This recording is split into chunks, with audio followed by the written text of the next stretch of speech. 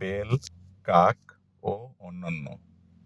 রচনায় মোহাম্মদ আলম মিয়া। বেল খাওয়া কত কঠিন কাক সেটা জানে, তাই কাক নজর দেয় পাকা আমের পানে। পাকা আম দেখলে গাছে, তেদর কাক যাবেই কাছে। দু চার ঠোকর মারার পরে আম পড়ে তলায়, তলার শেয়াল মুখে পুরে তাড়াতাড়ি পলায়। পিপীলিকা আম খায় হাজার হাজার মিলে, তবে তা হয় দয়া করে খেতে তাদের দিলে। হাঁস মুরগি আম খায় না, দিলেও তা খেতে চায় না। কুকুর বিড়াল এক কথার ঘেউ কিংবা ম্যাও, মানে বোধ হয় হে গৃহস্থ কিছু খেতে দাও।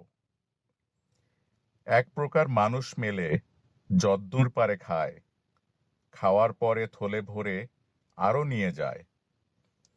পেট ভরে চোখ ভরে না, বদহজমের ভয় করে না।